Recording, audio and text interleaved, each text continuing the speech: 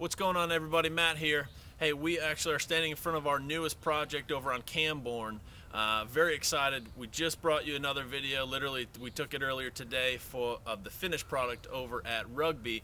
The guys rolled right into this project, and I'm very excited to keep, one, our guys busy, but two, our business and the momentum that we have continuing to move forward. A lot of people ask us, hey guys, how are you able to stay so busy? Are you getting lucky, or what are you doing? And I'll tell you that right now, in one of the worst economies since the Great Depression, in the worst housing crisis really in probably our lifetime, you don't continue to stay busy by just getting lucky. I'll tell you that how we do it is we implement techniques. We're constant promoters of our business, and what I mean is we tell everybody what we do. And give you the story. If you want to pan over to this house here, I'll kind of give you a real quick backstory about how we ended up buying this property. And again, it comes back to telling people and sharing what you do, and good things will follow. We actually had a short sale listing. It's probably been 8 or 10 months, and that short sale listing produced a potential buyer. That house already was under contract, but what we do, Anthony did a great job converting that person into a buyer, securing them as his client, actually sold that house to him and told him, hey, here's what we do. We're renovators. We like to buy distressed property and fix them up. And he actually wants to do our job. He loves what we do, and actually is very excited to be part of it, so much so that when he bought this house, he saw this one for sale by owner, talked to the guy for a couple of months. Long story short, we ended up buying the house. So it's that kind of where you tell people what you do and sharing that excitement, other people gravitate towards that and they do things for you, and you help, now his value will go up with us coming in here and renovating it. So bottom line, guys, if you're out there and you say, how do I grow my business? Talk about it. Tell people what you do. Be excited about it. Share that passion, and good things will come. So that's today's little lesson. So now let's get to the house. It's a 1.5 right now. Actually, there's no bathrooms currently because they've been here 2 days and already gutted the place. But started out as a 1.5, will be a 3.2 when we're done with it. 1.5s in this area, you have to have 2 full baths. A lot of people come in here. It's an established, nice neighborhood. You're going to get some family in here that either have kids or need a room for their guests that they got to have a second bathroom. So we're going to put that in. But real quick out here, basically going to come in, paint the entire outside. We're going to put a brand new roof on it. We're going to landscape. Another one of those, just like Rugby. Good bones, good house, just needs to be updated and get a little facelift. We are going to remove some walls around like we did at Rugby to open up the floor plan, kind of give that great room feel. So I'll show you that inside, but did want to kind of give you an idea of what we're going to do out here.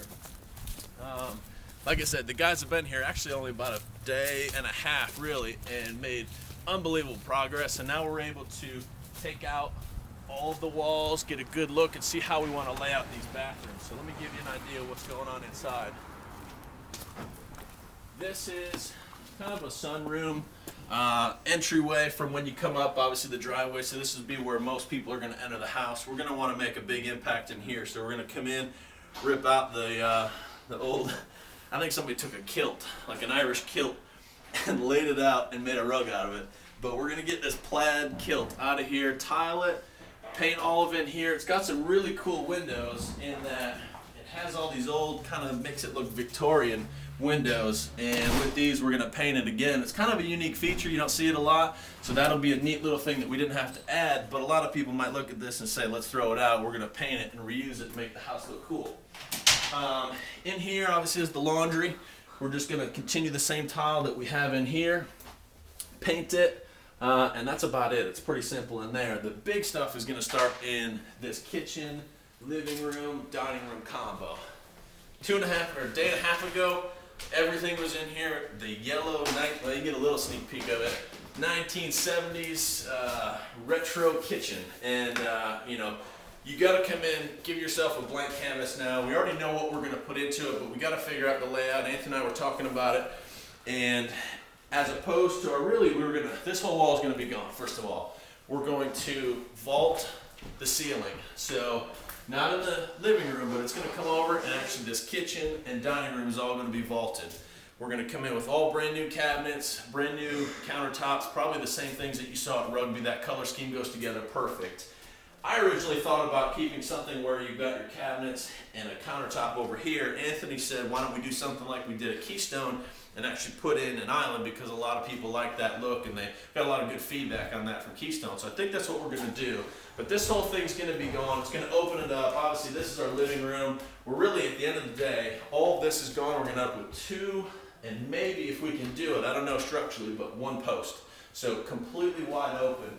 Under here is, we don't have hardwoods. We do in the rest of the house, so I'm going to continue the hardwoods and have them lay new stuff to match what's existing, to really, again, pull that all together like we did at Rugby. I think turned out phenomenal. So I think that'll be a good thing to do here at this house as well.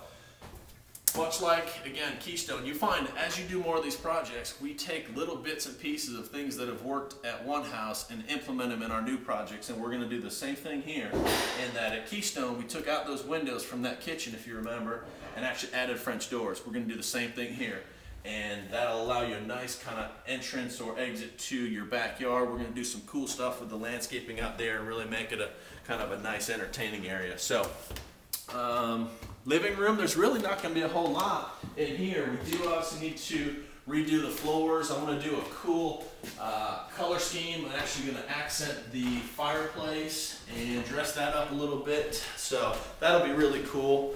Bathrooms are going to be pretty big because there aren't any right now. As you can see, probably in the background when I was talking before, they're gone. So I'm standing in what was the only full bath, and it was on the hallway. So we're going to keep this as a full, maybe do a little different layout, but what we've got to now do is these bathrooms are going to have to shift. This was a half a bath, and you can see I've only got about 3.5 feet, whereas I need probably 4.5 feet to maybe even 5 to make a full bath. So this wall is going to slide over. The wall here is going to slide over. Now we're going to put 2 back-to-back full bathrooms in here so that you get a true master bath, which is huge. You can't sell this house if it's a bath and a half at the price point we want to. So bottom line is 5.5, 6 weeks from now, this place will look absolutely amazing, but I did give you guys a sneak preview here. Again, 1.5 days in the project, the guys are kicking butt, so give you an update in a couple of weeks and show you how the progress is going. So we'll catch up with you then.